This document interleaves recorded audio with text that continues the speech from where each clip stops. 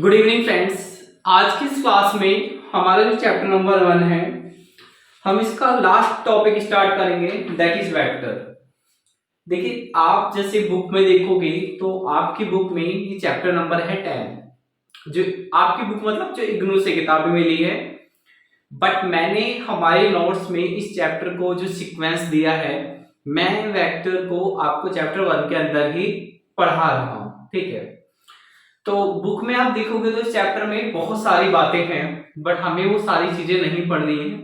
हम बहुत लिमिटेड पढ़ेंगे इस चैप्टर को। ठीक है, इस चैप्टर की इंपॉर्टेंस के बारे में अगर हम बात करें कि वेक्टर से एग्जाम में फ्रिक्वेंटली कितने क्वेश्चंस आते हैं, तो एग्जाम में बेसिकली वेक्टर की बहुत ज्यादा फ्रीक्वेंसी नहीं है आने की। एग्जाम में अक्सर वेक्टर से एक शॉर्ट नोट आता है 6 मार्क्स का, और ऐसे दो ही क्वेश्चंस हैं जो अभी तक 2016 से लेकर और अभी तक के क्वेश्चन पेपर में देखा जाए तो दो क्वेश्चन ही बार बार रिपीट होते हैं। एक क्वेश्चन, दोनों क्वेश्चन देखिए आपकी स्क्रीन पर है। पहला क्वेश्चन है इगन वैल्यू और इगन वेक्टर पे आपको शॉर्ट नोट देना है। तो ये क्वेश्चन 003 कोड से जून 19 में आया था। क्वेश्चन नंबर था 6 का फर्स्ट पार्ट, और 6 मार्क्स का क्वेश्चन आया था। फिर 103 कोड में जून 19 में आया 6 मार्क्स का, फिर 103 में जून 20 में आया, और फिर 003 में जून 22 में आया। ठीक है, और इसके बाद अगर हम क्वेश्चन 2 देखें तो वह है right short note on characteristic vector. ये क्वेश्चन 103 कोड में जून 19 में आया था, क्वेश्चन नंबर 12 का ए पार्ट 6 मार्क्स। यही क्वेश्चन इसमें बार बार आ रहा है, तो हम बेसिकली इसमें यही टॉपिक पढ़ेंगे। लेकिन ऐसा पॉसिबल नहीं है कि मैं आपको सीधा सीधा ये टॉपिक ही पढ़ा दूं, ऐसा नहीं है। पहले तो हम लोग ये समझेंगे वेक्टर होता क्या है, तभी हमें ये चीज समझ में आएगी, है ना। तो स्टार्ट करते हैं हम topic number 4, vector.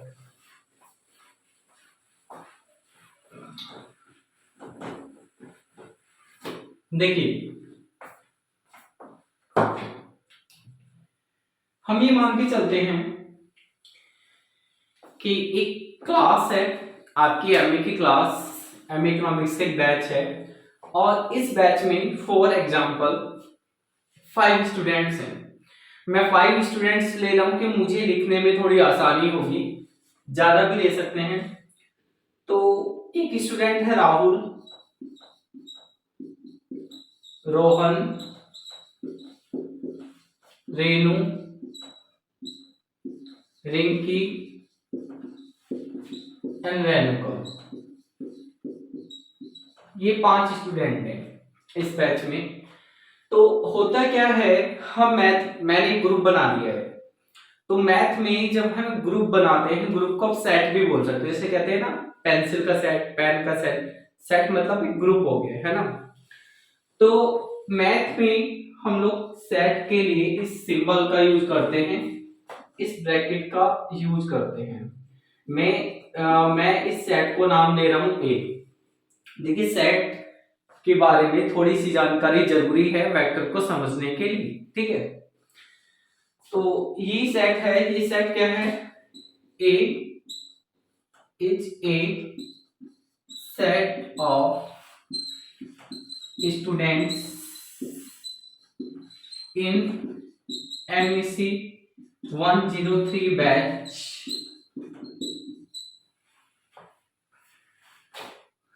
of 8 to 9 PM days Monday, Wednesday and Friday.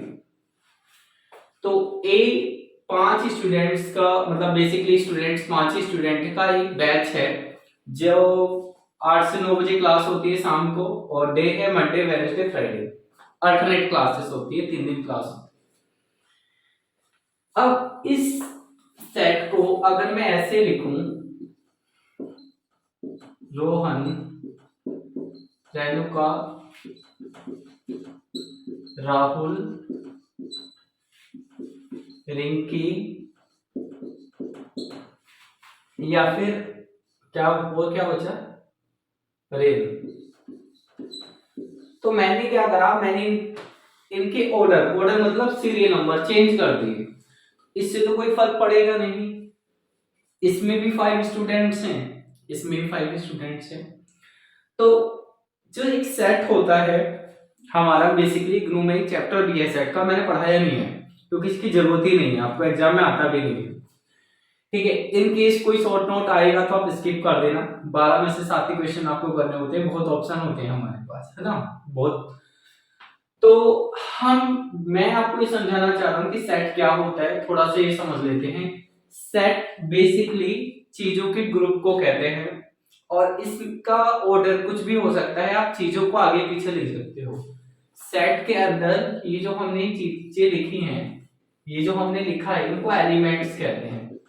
जैसे मैट्रिक्स के एलिमेंट्स होते हैं ना, ऐसे ही सेट में भी एलिमेंट होते हैं। अब एक बात आपको ध्यान रखनी है, सेट क्या होता है। Set is a group of well defined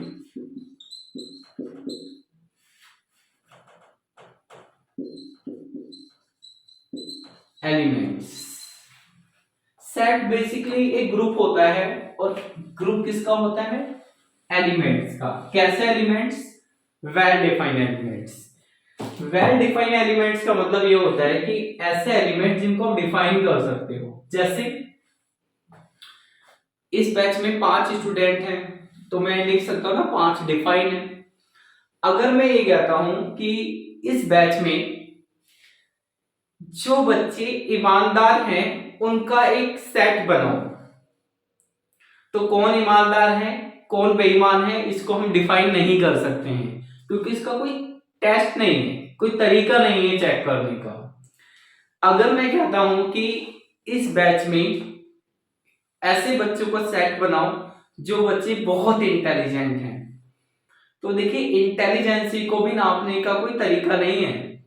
अगर आप ये कहते हो कि एक स्टूडेंट है जिसके मैथ में 100 में से 0 नंबर आ रहे हैं, वो स्टूडेंट बेवकूफ है, ऐसा नहीं है कि वो स्टूडेंट बेवकूफ है। ऐसा है कि इसको मैथ समझ में नहीं आता है, और अगर किसी को मैथ समझ में नहीं आता है तो इसका मतलब ये बिल्कुल भी नहीं है कि वो बेवकूफ है ना। दुनिया में जो सबसे अमीर आदमी है, आप उनको बेवकूफ तो नहीं कहोगे, बेवकूफ नहीं, अगर बेवकूफ होते तो दुनिया के सबसे अमीर आदमी कैसे बनते। तो ये तो कोई जरूरी नहीं है कि उनको मैथ आता हो, उन सबका मैथ अच्छा हो। तो किसी को मैथ में कितने मार्क्स मिलते हैं, केमिस्ट्री में कितने मार्क्स मिलते हैं, फिजिक्स में कितने मार्क्स मिलते हैं, इससे ये प्रूव नहीं होता है कि वो इंटेलिजेंट है। इससे सिर्फ ये प्रूव होता है कि जिसके इकोनॉमिक्स में अच्छे मार्क्स हैं उसको इकोनॉमिक्स अच्छी आती है, जिसके मैथ में अच्छे मार्क्स हैं उसको मैथ अच्छा आता है, जिसकी केमिस्ट्री में अच्छे मार्क्स हैं उसको केमिस्ट्री अच्छी आती है। इससे पता चलता है उसके सब्जेक्ट की नॉलेज, ना कि उसकी इंटेलिजेंसी। इंटेलिजेंसी एक अलग चीज है और उसको नापने का कोई तरीका नहीं है। तो अगर मैं आपसे कहता हूं कि सेट बनाओ इस बैच में सबसे इंटेलिजेंट स्टूडेंट्स का, तो आप उसको डिफाइन नहीं कर सकते हो। कौन इंटेलिजेंट है इसकी कोई डेफिनेशन ही नहीं है।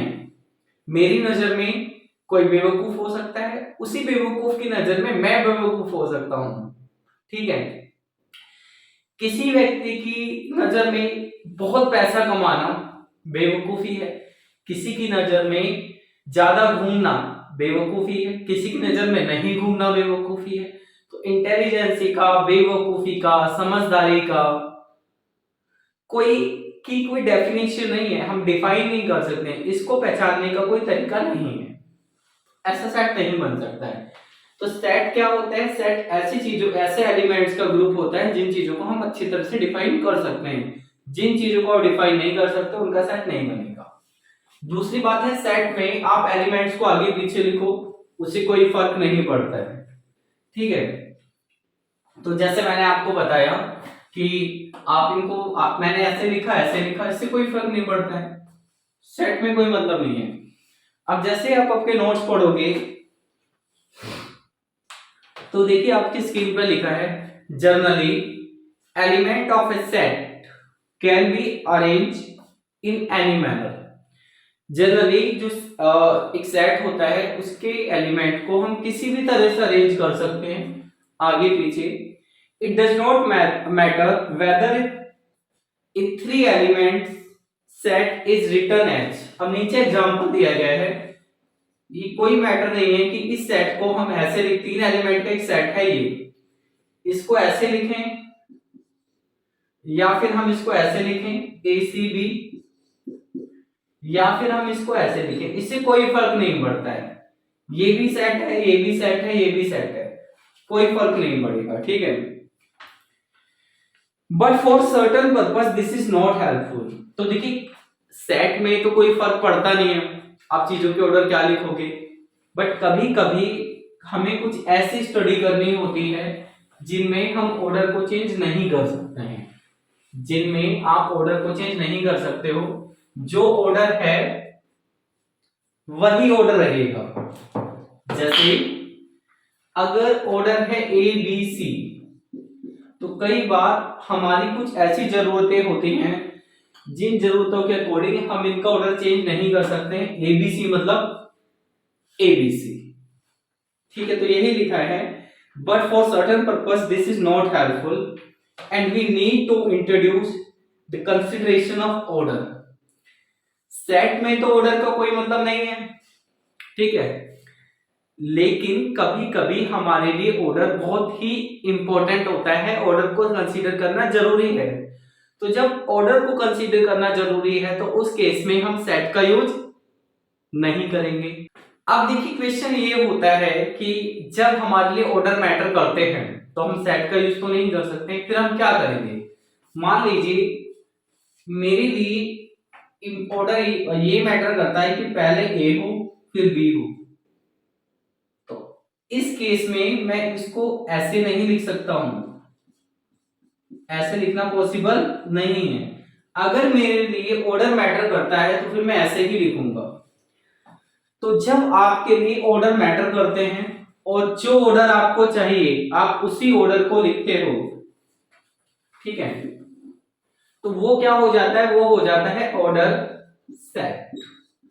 ऑर्डर सेट का मतलब जिस ऑर्डर में चीज है आपको उसी ऑर्डर में वो चीज लिखनी है। तो अगर आप एक ऐसे सेट के बारे में बात कर रहे हो जिसके ऑर्डर चेंज नहीं हो सकते हैं, उसको फिर हम वेक्टर कहते हैं, उसको फिर हम कहते हैं वेक्टर। तो सेट क्या है, सेट में हम लोग, सेट बेसिकली ग्रुप है जिसमें ऑर्डर को कोई फर्क नहीं पड़ता है, आप आगे पीछे लिख सकते हो, ठीक है। लेकिन अगर हम एक ऐसा सेट बनाते हैं जिसमें ऑर्डर मैटर करते हैं, यानी एक ऑर्डर सेट है, उसको फिर हम लोग वेक्टर बोल देते हैं, इतनी सी बात है। अब अगर एक वेक्टर है ए बी, ये मतलब एक ग्रुप है, वेक्टर भी एक ग्रुप है, लेकिन एक ऐसा ग्रुप है जिसमें ऑर्डर मैटर करते हैं, आप ऑर्डर को चेंज नहीं कर सकते हो। Is it clear. तो बेसिकली वेक्टर भी एक ग्रुप है, यानी वेक्टर एक सेट है, बट कैसा सेट है, ऑर्डर सेट है। ऑर्डर सेट का मतलब जिसमें ऑर्डर मैटर करेंगे, आप ऑर्डर को चेंज नहीं करोगे। अब मान लीजिए ए की वैल्यू 2 है, मान लेते हैं, और बी की वैल्यू भी 2 है, तो इस केस में ए बी का मतलब क्या है, ए बी का मतलब हो गया है 2 2। अगर मैं बी ए लिखूं तो भी क्या रहेगा 2 2। तो अगर दोनों एलिमेंट सेम है, बिल्कुल सेम है, तो फिर हम वेक्टर में भी ए बी को बी ए लिख सकते हैं। तो पहली बात तो आप ये समझ लो कि वेक्टर में ऑर्डर मैटर करते हैं, वेक्टर में ए बी को बी ए नहीं लिखा जा सकता है, बट एक सिचुएशन में हम ए बी को बी ए भी लिख सकते हैं। किस सिचुएशन में, अगर ए और बी दोनों की वैल्यू सेम हो, तो अगर दोनों की वैल्यू सेम होगी तो हम ए बी वेक्टर को बी ए वेक्टर के इक्वल लिख सकते हैं। देखिए जैसे लिखा है, ये जो आपके पास पैराग्राफ है, इसकी आप सेकंड लास्ट लाइन देखिए, this as an order set of pair, pair का मतलब होता है जोड़ा, A B is different from B A, यानी ए बी बी ए से अलग है, यानी ए बी को बी ए नहीं लिख सकते unless B is equal to A. देखिए जनरली क्या होता है, इक्वल के लिए हम ये साइन यूज करते हैं, बट सेट थ्योरी में हम इस साइन को इस साइन से रिप्लेस कर देते हैं। तो जनरली आप ए बी और बी ए डिफरेंट हैं अनलेस। अनलेस का मतलब जब तक, अनलेस मतलब जब तक, कब तक, जब तक ए और बी इक्वल ना हो। तो अगर ए और बी इक्वल हैं तो फिर आप ए बी वेक्टर को बी के इक्वल भी लिख सकते हो, ठीक है, unless B is equal to a. An order set of this kind is called a vector. तो बेसिकली इस तरह का जो ऑर्डर सेट होता है उसी को हम लोग वेक्टर कहते हैं। नाउ कंक्लूजन इज दैट, अगर आपसे कोई पूछता है व्हाट इज वेक्टर, तो वेक्टर एक ग्रुप है, मतलब एक सेट है, बट कैसा सेट है, एक ऑर्डर सेट है जहां पे ए बी और बी ए इक्वल नहीं होते हैं। ए बी और बी ए इक्वल हो सकते हैं कब, जब ए और बी इक्वल हैं। तो ए और बी इक्वल है तो फिर ए बी और बी वेक्टर भी इक्वल होंगे, ठीक है। अब हम लोग आगे हैं, here we shall consider only vector with a finite number of elements. Further, unless stated otherwise, we shall assume that each element in a vector is a real number. Thus, we are typically concerned with the n type x1, x2, dot dot dot xn of real number. अब इसका मतलब समझ लेते हैं क्या है। देखिए किसी चीज के जो नंबर हैं वो इनफाइनाइट भी हो सकते हैं, ठीक है, बट यानी कि एक सेट है, एक वेक्टर है, उसमें जो एलिमेंट्स है वो इनफाइनाइट भी हो सकते हैं, बट हम सिर्फ ऐसे ही वेक्टर लेंगे जो फाइनाइट हो। हमें कैसा वेक्टर पढ़ना है, हमें ऐसा वेक्टर पढ़ना है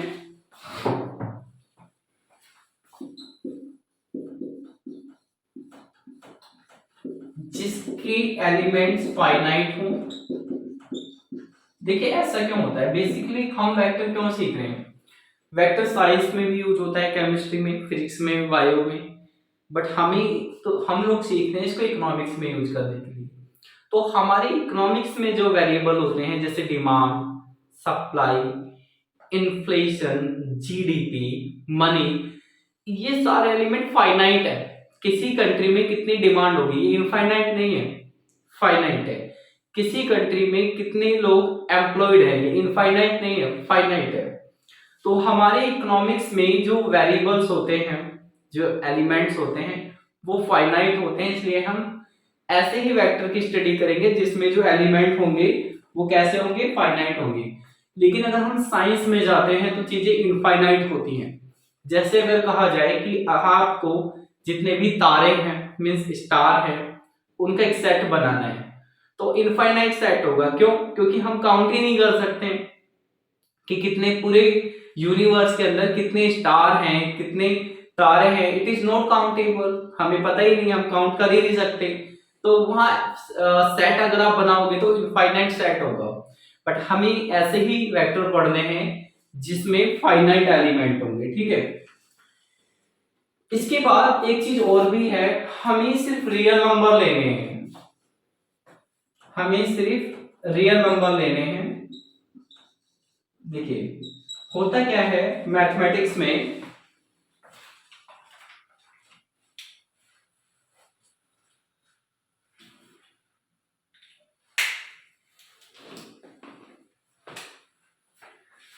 नंबर्स बहुत तरह के होते हैं।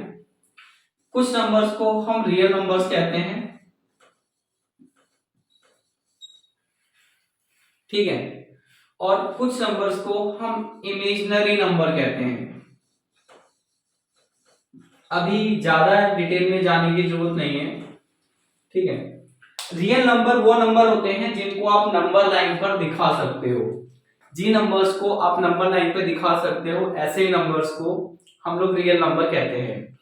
कुछ नंबर ऐसे होते हैं जो नंबर लाइन पे नहीं दिखा सकते हैं, इमेजिनरी नंबर। फॉर एग्जांपल अगर आपके पास कोई भी ऐसी वैल्यू है जो रूट के अंदर है और उसके अंदर माइनस है, तो रूट के अंदर अगर किसी नंबर के साथ माइनस है, ऐसे नंबर को हम इमेजिनरी नंबर कहते हैं। और आपको पता है 4 का स्क्वायर रूट 2 होता है, और आई का स्क्वायर सॉरी माइनस का स्क्वायर रूट होता है आई। यहां पर आई को हम आयोटा बोलते हैं। Iota is standing for imaginary number.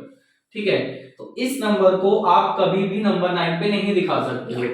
Chemistry में, फिजिक्स में बहुत सारे ऐसी चीजें होती हैं जहां पर रियल नंबर्स में आंसर नहीं आता है, इमेजिनरी नंबर्स में आंसर आता है। बट हमारी इकोनॉमिक्स में हम ऐसे नंबर्स को इग्नोर करते हैं जो नंबर इमेजिनरी नंबर होते हैं। हम सिर्फ ऐसे ही नंबर्स की स्टडी करते हैं जो नंबर रियल नंबर होते हैं। तो ये बात ध्यान रखनी है, जब भी हम लोग वेक्टर पढ़ेंगे तो हम ऐसा ही वेक्टर पढ़ेंगे जिसमें के एलिमेंट्स फाइनाइट होते हैं, और हम ऐसे ही वेक्टर की स्टडी करेंगे जहां पे नंबर जो होते हैं वो रियल होते हैं। ठीक है, और हमारे जो फाइनाइट नंबर होंगे, जैसे अगर हम बात करें फाइनाइट नंबर की, ये फाइनाइट नंबर, तो मान लीजिए एक सेट है मेरे पास, ये इसे इस ब्रैकेट में लिख लें या इस वाले ब्रैकेट में लिख लें, उससे फिलहाल कोई फर्क नहीं पड़ रहा है। तो मेरी जो नंबर है वो फाइनाइट नंबर है, मतलब पहला एलिमेंट है फॉर एग्जांपल x1, दूसरा एलिमेंट है x2, तीसरा एलिमेंट है x3, comma dot dot dot, और जो मेरा लास्ट एलिमेंट है वो है n। तो हमारे जो वेक्टर हैं, जो वेक्टर्स हमें पढ़ने हैं, उस वेक्टर में सबसे बड़ा जो नंबर होगा वो होगा nth एलिमेंट। मतलब इसका 1 2 3 डॉट डॉट डॉट ऐसे कहां तक जाएंगे, n तक जाएंगे। तो आपको ये बात समझ में आ गई है कि वेक्टर क्या होता है, और हमें ऐसे ही वेक्टर लेने हैं जिसमें फाइनाइट नंबर होंगे और रियल नंबर होंगे। इसके बाद आप नोट्स में देखोगे तो बोल्ड करके एक लाइन लिखी हुई है, in economic analysis quantities of various commodities consumed by an individual can be represented as vector।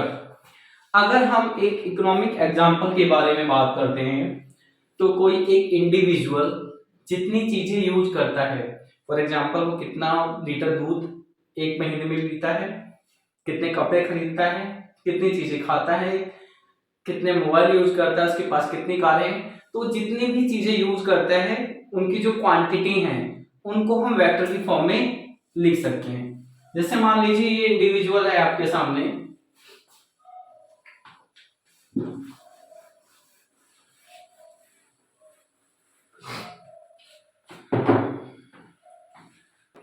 ये क्वांटिटीज है, हम ये मान लेते हैं ये मंथली जो मिल्क कंज्यूम करता है वो करता है 10 लीटर।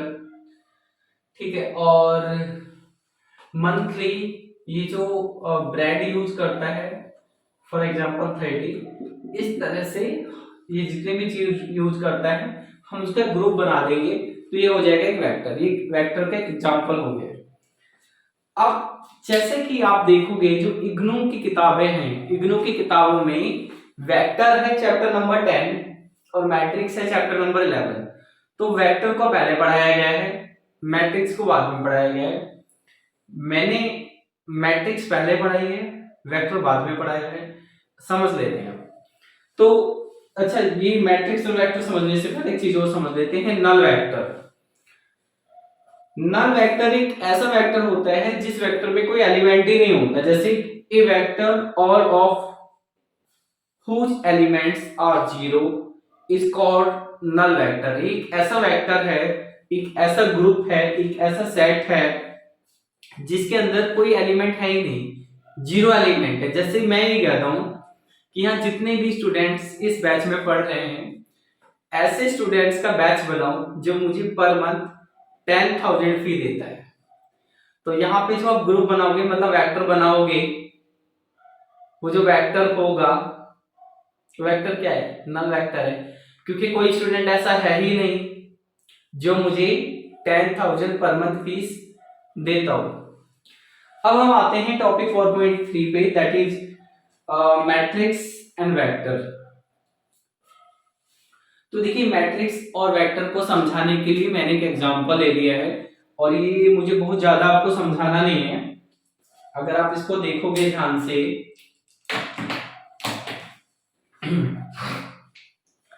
तो मैट्रिक्स, एक जो मैट्रिक्स होती है मैट्रिक्स के अंदर क्या होता है, मैट्रिक्स के अंदर एलिमेंट्स होते हैं और मैट्रिक्स के अंदर जो एलिमेंट्स होते हैं उनको उनके ऑर्डर पे ही रखा जाता है। मैट्रिक्स के ऑर्डर कुछ भी हो सकते हैं, ये भी आपको पता है। अगर किसी मैट्रिक्स में सिर्फ एक रो हो, जैसे एक मैट्रिक्स है A is equal to 4 7 9 and 10, ये कैसी मैट्रिक्स है, रो मैट्रिक्स है, आपको पता है। ठीक, इस मार्कर में इंक डाल लेते हैं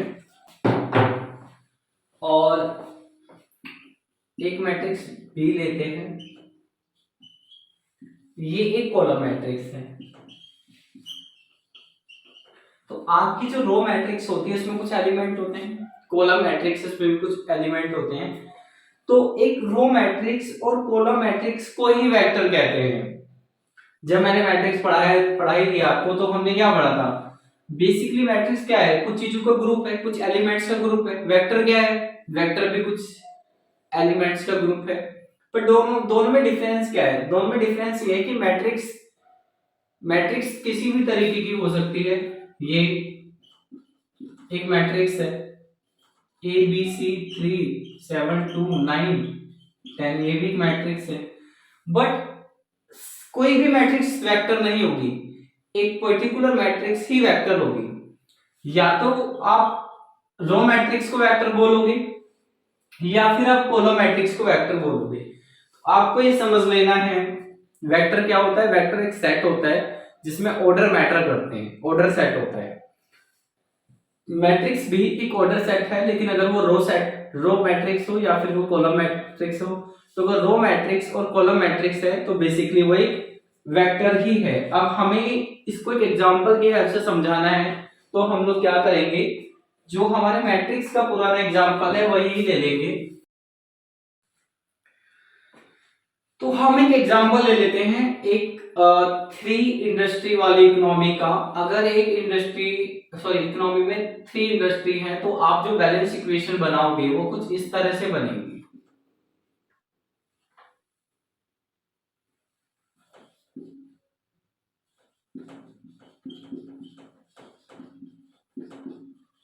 plus F1 x2 is equal to A21 x1 plus A22 x2 plus A23 x3 plus F2।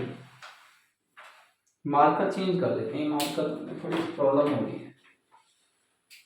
और इसके बाद हम ले लेते हैं x3, ये ठीक है।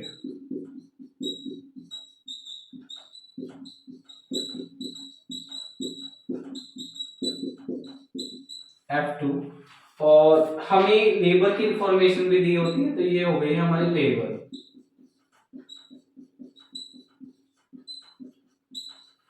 आपको पता है यहां से अपवर्ड की कितना, अगर हम आउटपुट वेक्टर बनाएंगे तो ये होगा। बेसिकली ये मैंने जब मैट्रिक्स पढ़ाई थी मैंने बताया भी था, अभी आप याद कर लो कि आउटपुट वेक्टर है, बाद में बताऊंगा उसको वेक्टर क्यों लिखते हैं। तो बेसिकली ये एक कॉलम मैट्रिक्स है, और एक कॉलम मैट्रिक्स को हम क्या बोल सकते हैं, हम कॉलम मैट्रिक्स को वेक्टर भी बोल सकते हैं, इसलिए हम लोग इसको बोल देते थे आउटपुट वेक्टर। बाकी आप चाहो तो इसको आउटपुट मैट्रिक्स लिख लो, आपकी मर्जी है, कोई टीचर नंबर नहीं काटेगा आपके। उसके बाद ए मैट्रिक्स क्या होती है आपको पता है। उसके बाद यहां से फाइनल डिमांड मैट्रिक्स क्या होगी, F1 F2 और F3। ये क्या है, ये भी कॉलम मैट्रिक्स है, तो इसको भी हम क्या बोल देते थे, फाइनल डिमांड वेक्टर। फिर यहां से अगर हम एक लेबर वेक्टर बनाएंगे तो क्या बनेगा, L1 L2 L3। ये एक रो मैट्रिक्स है, ये रो मैट्रिक्स है, तो इसलिए हम इसको क्या बोल देते थे, लेबर वेक्टर। तो बेसिकली हमने जो इनपुट आउटपुट मॉडल पढ़ा था ना, उसमें ये जो मैट्रिक्स है कॉलम मैट्रिक्स है, और कॉलम मैट्रिक्स को हम वेक्टर बोल सकते हैं। ये भी कॉलम मैट्रिक्स है, तो कॉलम मैट्रिक्स को वेक्टर बोल देते हैं, बेसिकली वेक्टर ही होता है। तो इसलिए हमने इनके आगे वेक्टर लगा दिया था और इसके आगे भी हमने वेक्टर लगा दिया था।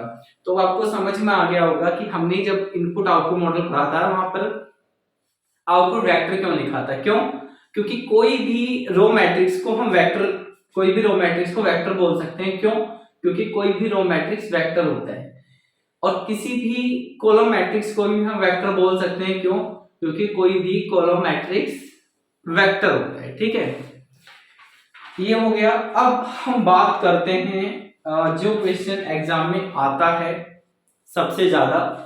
नोट्स आपके पास हैं, आपको आपके बैच में नोट्स मिल जाएंगे, वहां से आप पढ़ लेना। ठीक है, एग्जाम में जो क्वेश्चन सबसे ज्यादा आता है उसको डिस्कस कर लेते हैं। लेकिन सीधा सीधा मैं आपको नहीं सिखा सकता था, इसलिए मुझे कुछ बेसिक बातें भी बतानी थी आपको। देखिए, ये जो eigen vector, eigen value, characteristics value, ये सब जो आती है, इनको समझाने के लिए आपको ये इक्वेशन आपके दिमाग में रखनी है। ये इक्वेशन, ठीक है, यहां पे ए एक स्क्वायर मैट्रिक्स है और इसके ऑर्डर हैं n बाय n। ये मैट्रिक्स लिखने की जरूरत नहीं है, बस हमें बताना है एग्जाम में कि ए क्या है। ए एक स्क्वायर मैट्रिक्स है जिसके ऑर्डर है n बाय n। वैसे मैं बताऊं तो ए मैट्रिक्स को हम ऐसे लिखेंगे, A1n, A21, A22, A23 dot dot dot 2n। ठीक है, A31, A32, A33, A3n dot dot dot AN1 dot dot dot AN2 dot dot dot AN3 dot dot dot ANN। ये है आपकी ए मैट्रिक्स जिसके ऑर्डर है n बाय n, और ये matrix एक स्क्वायर मैट्रिक्स है। तो पहले तो आप ये इक्वेशंस को दिमाग में बिल्कुल फिट कर लो। ax is equal to lambda x, ax is equal to lambda x, ax is equal to lambda x, ax is equal to lambda x. मैंने तो बहुत बार बोला है, पता नहीं आपने कितनी बार बोला होगा। तो n बाय n ऑर्डर की मैट्रिक्स है, स्क्वायर मैट्रिक्स nth ऑर्डर है इसकी। जैसे होता है सेकंड ऑर्डर की, थर्ड ऑर्डर की, फोर्थ ऑर्डर की, इसी तरह से nth ऑर्डर की है। ठीक है, अब x के बारे में बात करते हैं। तो x एक वेक्टर है। x क्या है? x है वेक्टर। ठीक है,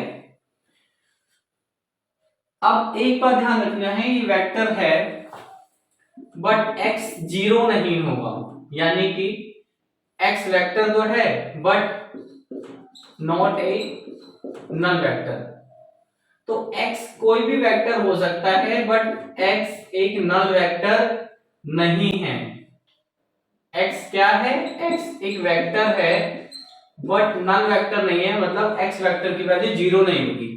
नल वेक्टर क्या होते हैं? जिसकी वैल्यू, जिसमें के एलिमेंट जीरो एलिमेंट होते हैं, यानी जिसमें कोई एलिमेंट नहीं हो सकता है।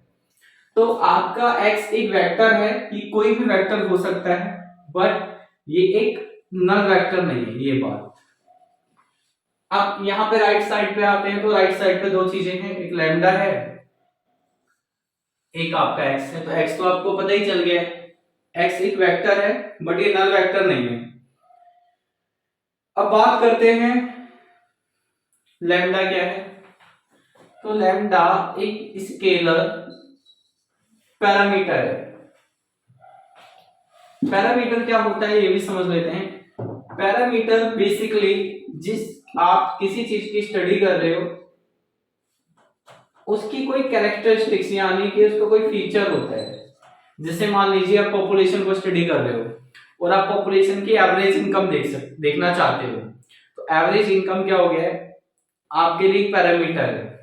मीन आपके लिए पैरामीटर हो गया। ठीक है, आप ये देखना चाहते हो कि हमारे देश में स्कूल में जो बच्चे पढ़ रहे हैं प्राइमरी स्कूल में फर्स्ट टू फिफ्थ, तो फिफ्थ क्लास के स्टूडेंट्स का एवरेज वेट क्या है। तो आप किस चीज की स्टडी करना चाहते हो, आप क्या कैरेक्टरिस्टिक देखना चाहते हो? आप कैरेक्टरिस्टिक देखना चाहते हो वेट कितना है फिफ्थ क्लास में पढ़ने वाले स्टूडेंट्स का। तो वो जो एवरेज वेट है दैट इज पैरामीटर। तो ये स्केलर पैरामीटर है। तो पहले तो आपको ये जो इक्वेशन है इस इक्वेशन को दिमाग में रखना है कि ये इक्वेशन क्या है।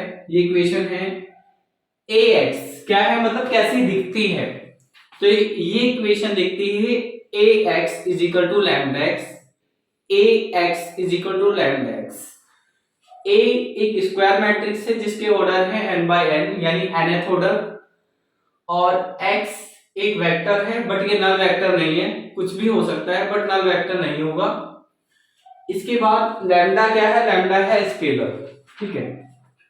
तो अब पेपर में जो चीज पूछी जाती है हमें लिखनी होगी उसको थियोरेटिकली, बट उससे पहले आप दो चीजें अपने दिमाग में डाल लीजिए।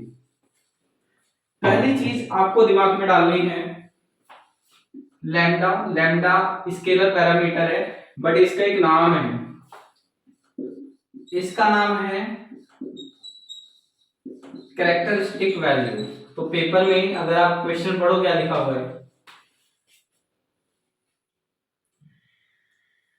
कैरेक्टरिस्टिक वेक्टर, ठीक है। तो मैंने यहां लिखा है कैरेक्टरिस्टिक वैल्यू,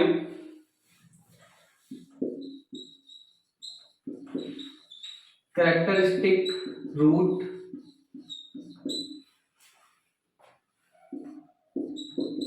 इगन वैल्यू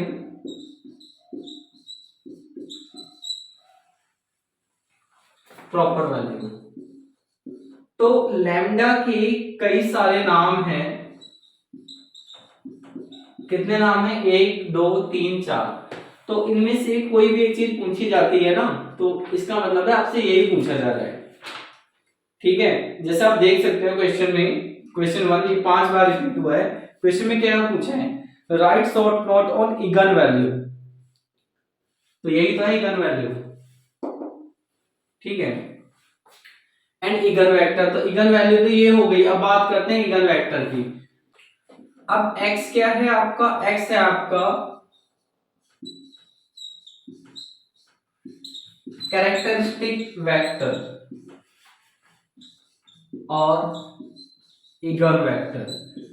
तो देखिए ये जो इक्वेशन हम लोगों ने लिखी है, इस इक्वेशन में आपका लैम्डा तो है कैरेक्टरिस्टिक वैल्यू, x है कैरेक्टरिस्टिक वेक्टर, लैम्डा है इगन वैल्यू और x है इगन वेक्टर। तो एग्जाम में ना हमसे ये दोनों चीजें ही पूछी जाती है, इगन वेक्टर और इगन वैल्यू। तो पहला क्वेश्चन देखो क्या पूछा है, यही पूछा है कि इगन वैल्यू क्या होती है, यानी ये क्या है, लैम्डा क्या है बताना है। अभी मैंने आपको ये बताया नहीं है लैम्डा क्या है, अभी तो मैं जस्ट नोटेशन बता रहा हूँ कि कम से कम आपके दिमाग में इमेज क्रिएट हो। तो आपसे पूछा है इगन वैल्यू, इगन वैल्यू क्या होती है लैम्डा, और आपसे पूछे इगन वेक्टर, इगन वेक्टर क्या होता है x, और ये सारे इसके नाम है, किसी भी नाम से पूछ सकता है। इसके बाद क्वेश्चन 2 पर आओ, तो कैरेक्टरिस्टिक वेक्टर पूछा है, तो कैरेक्टरिस्टिक वेक्टर क्या होता है x, x ही कैरेक्टरिस्टिक वेक्टर है, x ही इगन वेक्टर है। तो सीधा सीधा याद रखना है, किसी भी चीज के आगे वैल्यू आ जाए मतलब किसी भी चीज मतलब ये चार चीज, कैरेक्टरिस्टिक, इगन और प्रॉपर वैल्यू या फिर कैरेक्टरिस्टिक रूट, तो वो लैम्डा है, कैरेक्टरिस्टिक वेक्टर और इगन वेक्टर आपका x है। अब बात ये आती है, ये तो नोटेशन हो गई कि भाई हम इगन वैल्यू के लिए जो नोटेशन यूज कर रहे हैं वो लैम्डा है, अभी हमें इसका मतलब नहीं पता चला है। ऐसे ही इगन वेक्टर के लिए जो नोटेशन है वो x है, बट ये है क्या, ये हमें नहीं पता चला है। तो अब ये समझते हैं ये क्या है। तो अब हम समझते हैं कि इगन वैल्यू और इगन वेक्टर क्या होता है। देखिए जब हम लोग लीनियर अलजेब्रा को सॉल्व करते हैं, अब आपके दिमाग में एक क्वेश्चन आया हुआ लीनियर अलजेब्रा क्या है। देखिए मैथ में जो टॉपिक्स होते हैं उन टॉपिक्स को हमने अलग अलग नाम दिए हैं। जैसे आप लोगों ने सुना होगा अलजेब्रा, तो आप सबने सुना होगा ट्रिग्नोमेट्री, मेंसुरेशन। अब यहाँ पे एक टॉपिक आया है लीनियर अलजेब्रा। लीनियर अलजेब्रा का मतलब एक ऐसे टॉपिक से है जिसमें हम लोग लीनियर इक्वेशंस को सॉल्व करते हैं, और लीनियर इक्वेशंस का मतलब ऐसी इक्वेशन से होता है जहां वेरिएबल की जो पावर होती है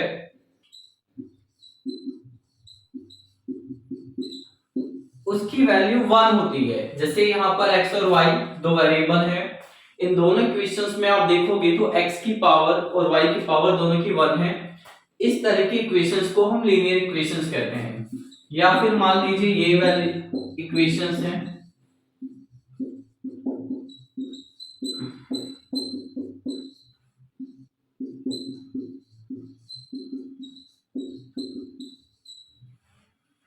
ये भी आपके लीनियर इक्वेशन है। तो लीनियर अलजेब्रा का मतलब मैथमेटिक्स में ऐसे टॉपिक से होता है जहां पर हम लोग लीनियर इक्वेशंस को सॉल्व करते हैं। तो जब हम लीनियर अलजेब्रा का एप्लीकेशन पढ़ते हैं, एप्लीकेशन का मतलब होता है किसी चीज का रियल लाइफ में यूज।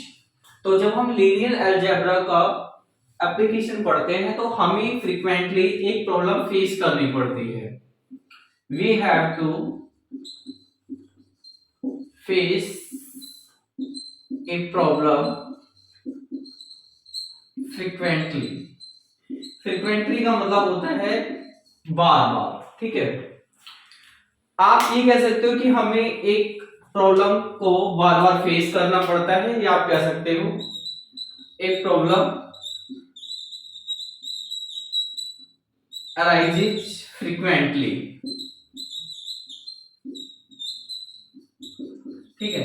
तो लीनियर अलजेब्रा के एप्लीकेशन में हमें बार बार एक प्रॉब्लम देखने को मिलती है।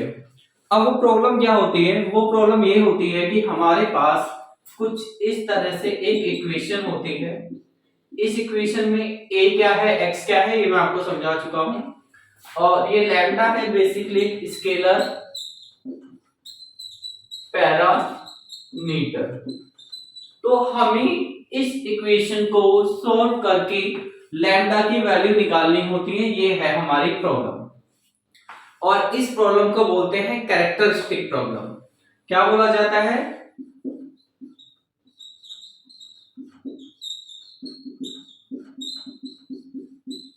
Characteristic problem. अब यहां पे आपको जो लैम्डा है ये हो गया है आपका, ये हो गई है आपकी इगन वैल्यू। आप इसे इगन वैल्यू भी कह सकते हो और आप इसको कैरेक्टरिस्टिक वैल्यू भी कह सकते हो। और यहां पे ये जो x है इट इज इगन वेक्टर और कैरेक्टरिस्टिक वेक्टर, ठीक है। तो हमें लैम्डा की वैल्यू कुछ इस तरीके से निकालनी होती है जिससे ये इक्वेशन सेटिस्फाई हो जाए, ठीक है। अभी मैं एक एग्जांपल लेता हूं और उस एग्जांपल से हम लोग समझेंगे कि किस तरह से आपको ये प्रॉब्लम सॉल्व करनी है। बट वो ये जो एग्जांपल के बारे में मैंने बात करी, एग्जांपल अभी हम एक दो चीजें समझने के बाद देंगे, क्योंकि इस एग्जांपल को समझने के लिए भी एक दो बातें आपको पता होनी चाहिए। आप में से बहुत सारे ऐसे स्टूडेंट्स हैं जिन्होंने मैथमेटिक्स 10 तक ही पढ़ा है, और जो पढ़ा है उसको भी पढ़े हुए बहुत टाइम हो गया है, तो सारी चीजें आप लोग भूल गए होंगे। इसलिए मैं ये नहीं चाहता हूं कि आपको कोई भी प्रॉब्लम हो, इसलिए कोई भी नई चीज या फिर पुरानी चीज आएगी तो पहले मैं आपको जीरो से सिखाऊंगा। तो एग्जाम्पल समझने से पहले एक दो बातें हम और समझेंगे, ठीक है।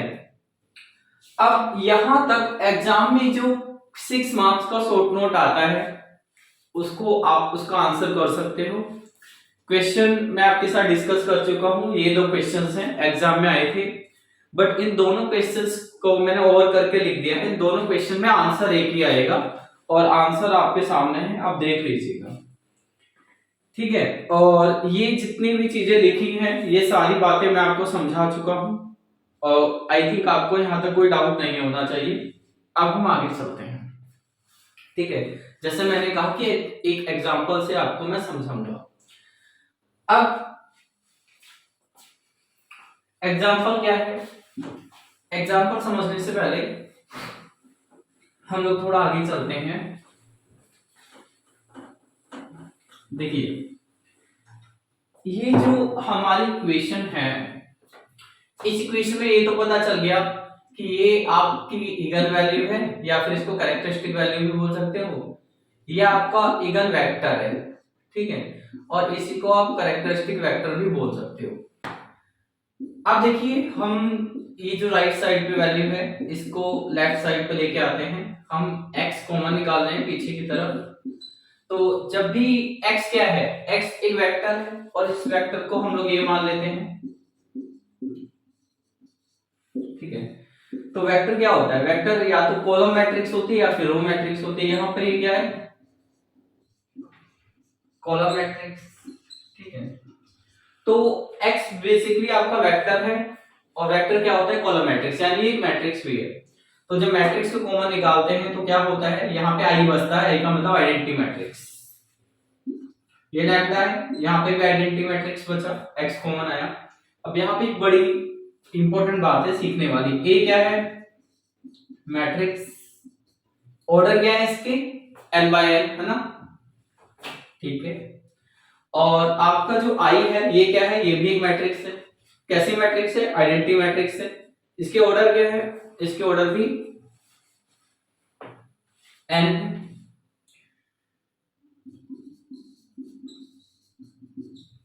ये मैट्रिक्स नहीं है, ठीक है, ये एक कांस्टेंट नंबर है, कांस्टेंट नंबर, एक पैरामीटर है, स्केलर पैरामीटर होगा है, और ये कांस्टेंट नंबर है। तो अगर दो मैट्रिक्स हो और उनमें से एक मैट्रिक्स हो आइडेंटिटी मैट्रिक्स, तो आइडेंटिटी मैट्रिक्स की अगर दूसरी मैट्रिक्स में मल्टीप्लाई करते हो तो आइडेंटिटी मैट्रिक्स खत्म हो जाती है। जैसे 2 × 1 = 2 होता है, 1 खत्म हो जाता है, ऐसे ही आइडेंटिटी मैट्रिक्स खत्म हो जाती है। तो यहां से तो सिर्फ a बचा। अब एक और सीखने वाली बात यह है कि ये मैट्रिक्स नहीं है, तो इसकी जब आप i में मल्टीप्लाई करोगे तो i खत्म नहीं होगा, ये ऐसे ही रहेगा, बाहर x = 0, ठीक है। तो i कब खत्म होता है, जब i की मल्टीप्लाई, i एक मैट्रिक्स है, किसी दूसरी मैट्रिक्स में करो तब i खत्म होता है। यहाँ पे भी i मैट्रिक्स है बट ये मैट्रिक्स नहीं है, तो इसकी मल्टीप्लाई इसमें नहीं होगी और ये ऐसे ही रहेगा। मल्टीप्लाई करने को हम कर सकते हैं, वो मैं आगे बताऊंगा कैसे करनी है, लेकिन इनके मल्टीप्लाई करने पे i खत्म नहीं होगा, इनकी मल्टीप्लाई करने पर i खत्म हो जाएगा, ठीक है। चलिए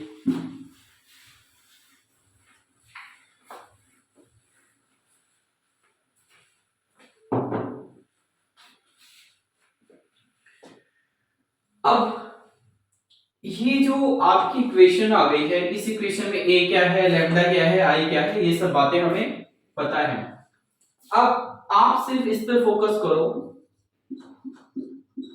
इसको क्या कहते हैं, इसको हम लोग बोलते हैं characteristic matrix,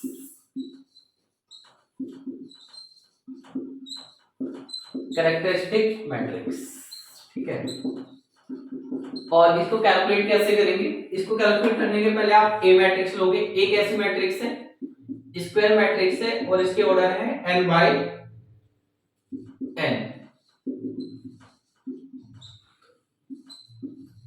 n by n order की मैट्रिक्स कैसे लिखते हैं ये हम पढ़ चुके हैं, और एक बार नहीं बहुत बार।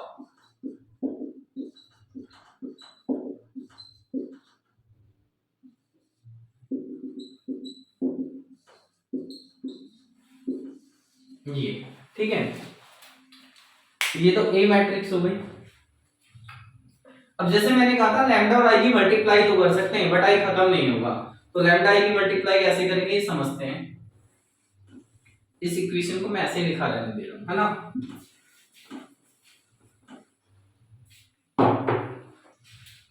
माइनस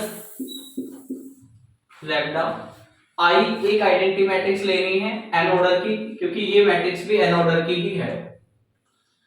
तो एन ऑर्डर की मैट्रिक्स हो जाएगी 0 0 dot dot dot 0 0 1 0 dot dot 0 dot dot 0 dot dot 0 dot dot 0 dot dot 1 dot dot dot dot, ठीक है।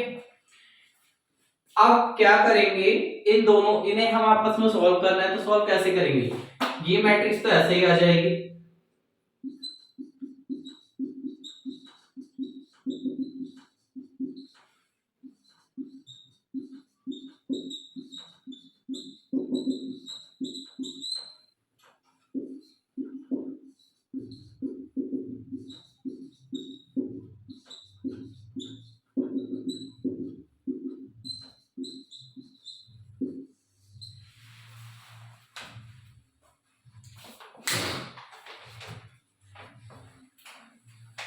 इस लैम्डा के अंदर मल्टीप्लाई कर दो, तो लैम्डा की 1 में मल्टीप्लाई करो लैम्डा, 0 में करोगे 0, 0 में करोगे 0, 0 में करोगे 0, 0 में 0, लैम्डा की 1 में करोगे लैम्डा, ऐसे ही ये सब 0, ये भी 0, 0, 0, 0, 0, 0 और यहाँ पे करेंगे लैम्डा।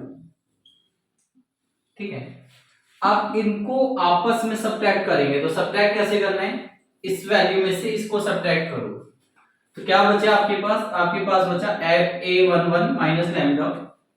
इसके बाद a12 में से 0 को सब्ट्रैक्ट करो, तो a12 में से 0 को सब्ट्रैक्ट करोगे कोई फर्क नहीं पड़ेगा, a12 ही आ जाएगा। फिर a13 में से 0 को सब्ट्रैक्ट करो तो कोई फर्क नहीं पड़ेगा, यही वैल्यू हमारे पास आ जाएगी। इसी तरह से ये वैल्यू आ जाएगी, इसी तरह से हमारे पास बाकी वैल्यू भी आ जाएंगी। देखिए फर्क सिर्फ कहां पड़ेगा, फर्क यहां पड़ेगा जहां लैम्डा है, तो इस वैल्यू पे पड़ेगा और इस वैल्यू पे पड़ेगा, बाकी जहां जहां 0 है वहां कोई फर्क नहीं पड़ेगा। इसमें से इसको घटा दिया, अब इसमें से फिर 0 को घटाओगे तो यही आ जाएगा। इसी तरह से यहां सब जगह 0 0 0 है, तो इनमें से 0 को घटाओगे कोई फर्क नहीं पड़ेगा, ये वैल्यू ऐसे ही आ जाएंगी, n1 n2 dot dot dot n3 dot dot dot dot dot dot. यहां पे फर्क ये पड़ेगा, इसमें से हम लैम्डा को घटा देंगे, तो ब्रैकेट लगा लेंगे।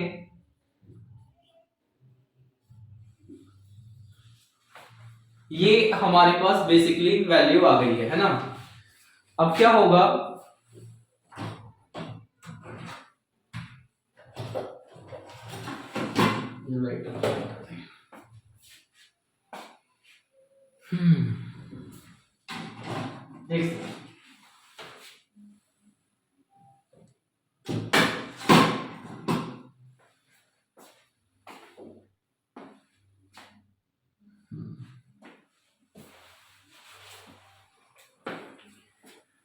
तो हमने क्या करा है, हमने इस की वैल्यू निकाल ली है, ये हो गई है हमारी कैरेक्टरिस्टिक मैट्रिक्स, ये वैल्यू बेसिकली इसकी आ गई है। ठीक है, अब क्या है, ये जो टॉपिक मैं आपके साथ डिस्कस कर रहा हूं कैरेक्टरिस्टिक वैल्यू और कैरेक्टरिस्टिक वेक्टर, तो हमारा खत्म हो गया है। अब जो टॉपिक स्टार्ट हुआ है यहां से, इस टॉपिक का नाम क्या है, इस टॉपिक का नाम है कैरेक्टरिस्टिक इक्वेशन। ठीक है, देखो इसका नाम है कैरेक्टरिस्टिक इक्वेशन। अब कैरेक्टरिस्टिक इक्वेशन क्या होती है समझ लेते हैं, यहां तक तो आपको समझ में आ गया है। अगर कैरेक्टरिस्टिक इक्वेशन होती है आपकी,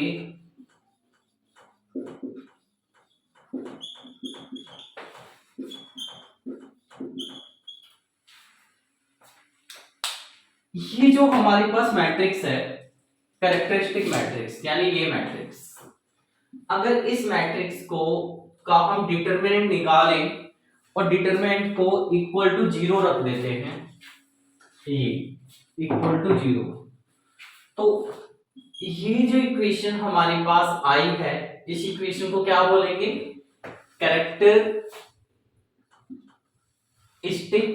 इक्वेशन। ठीक है, अब a माइनस लैम्डा आई की वैल्यू क्या है, ये इसका निकाल लेते हैं डिटरमिनेंट।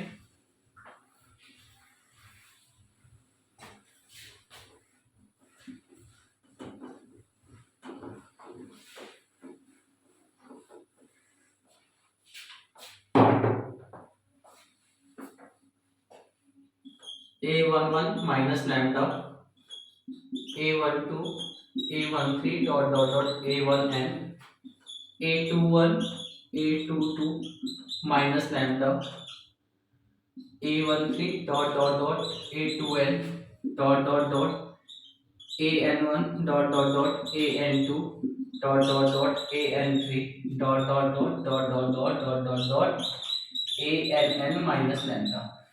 ये इस मैट्रिक्स का किस क्या आ गया है, डिटरमिनेंट, यानी कि ये किसका डिटरमिनेंट है, a माइनस लैम्डा आई का डिटरमिनेंट, और एक इसके को रख देते हैं 0 के, तो ये इक्वेशन क्या हो गई है, ये इक्वेशन हो गई है हमारी कैरेक्टरिस्टिक इक्वेशन। ठीक है, अब थोड़ा सा आप नोट्स में देखिएगा, तो नोट्स में हमने ये सारी कैलकुलेशन देखिए, आप पहले स्क्रीन देखिए, हेडिंग है 4.5 कैरेक्टरिस्टिक इक्वेशन। तो कैरेक्टरिस्टिक इक्वेशन अगर एग्जाम में आएगी तो आपको इतना लिखना है जितना ये है। ये सारी कैलकुलेशन मैंने आपको समझाई है, मैंने आपको ये सारी कैलकुलेशंस ये समझाई है कि आपको ये पता चले कि ये कहां से आया है। बट एग्जाम में आप इस वैल्यू को कैसे कैलकुलेट करके लाए हो ये लिखने की जरूरत नहीं है, क्योंकि एग्जाम में 20 मार्क्स का क्वेश्चन इस टॉपिक पे नहीं आएगा, बिल्कुल भी नहीं आएगा, 6 मार्क्स का ही आएगा। तो 6 मार्क्स के क्वेश्चन में जितना यहाँ नोट्स में लिखा हुआ है मैंने, आपको सिर्फ उतना ही लिखना है, ठीक है, इससे ज्यादा आपको नहीं लिखना है। लेकिन ये कैसे आएगा ये सारा समझाने के लिए मैंने इतना सब कुछ लिखा था। अब ये डिटरमिनेंट है, इस डिटरमिनेंट को हम कैसे सॉल्व करेंगे? तो देखिए, हमने 2/2 ऑर्डर का डिटरमिनेंट कैलकुलेट करना सीखा है, हमने 3/3 ऑर्डर का डिटरमिनेंट भी कैलकुलेट करना सीखा है। बट ये जो डिटरमिनेंट है ये n/n ऑर्डर का डिटरमिनेंट है। तो n/n ऑर्डर के डिटरमिनेंट को सॉल्व करना हमने नहीं सीखा है, बट हम इसको सॉल्व कर सकते हैं। एक तरीका है हमारे पास, सॉल्व भी नहीं करना पड़ेगा, बिना सॉल्व करे ही हमें इसका आंसर पता चल जाएगा। अब आप कहोगे ये कैसे जादू है, 3/3 ऑर्डर का डिटरमिनेंट हमने सॉल्व करा है, n/n का तो हमने आज तक सॉल्व करा ही नहीं है। वो सर आप कह रहे हो कि बिना सॉल्व करे ही आंसर पता चल जाएगा, तो हाँ, हमें बिना सॉल्व करे आंसर पता चल जाएगा, लेकिन वो कैसे पता चलेगा उसका एक तरीका है। वो तरीका क्या है ये समझते हैं। पहले हम ये 2/2 ऑर्डर की मैट्रिक्स के लिए सॉल्व करेंगे, और 2/2 ऑर्डर की मैट्रिक्स के लिए सॉल्व करने के बाद हमें अपने आप ही पता चल जाएगा कि n/n ऑर्डर की मैट्रिक्स के लिए जब हम सॉल्व करेंगे तो हमारा आंसर क्या आएगा, है ना। देखिए,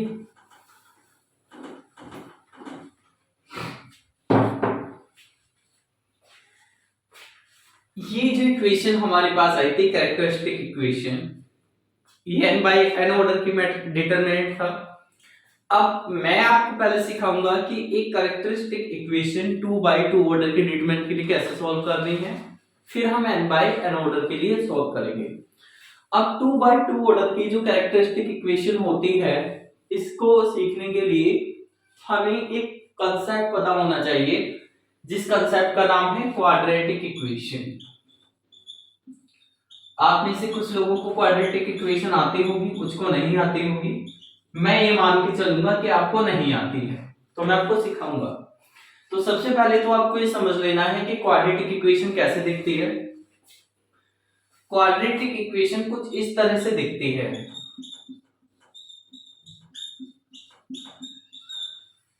ठीक है, इस इक्वेशन की पहचान ये है कि इस इक्वेशन में सबसे पहले एक्स स्क्वायर होगा और उसके साथ कुछ होगा, इसके बाद x होगा और x के साथ कुछ होगा, और फिर x नहीं होगा, फिर कुछ नंबर होगा। ठीक है, तो इस इक्वेशन को हम क्वाड्रेटिक इक्वेशन कहते हैं।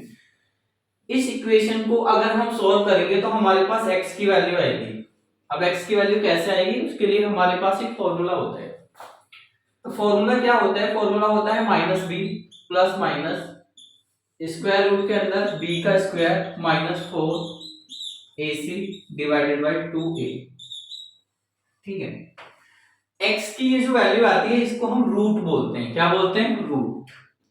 और किसी भी क्वाड्रेटिक इक्वेशन में x की हमेशा दो वैल्यू आती हैं, तो क्वाड्रेटिक इक्वेशन सॉल्व करने पर हमें दो रूट मिलते हैं। तो दो रूट क्या होते हैं, एक पहला रूट को हम x1 मान लेंगे और दूसरे रूट को हम मान लेंगे x2।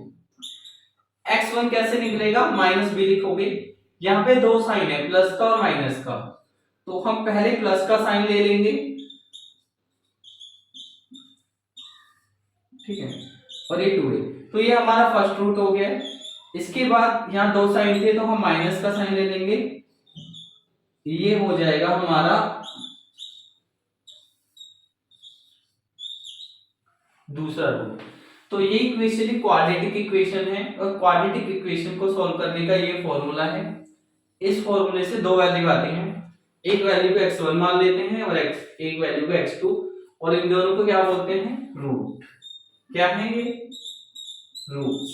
ठीक है, अब एक एग्जांपल लेते हैं।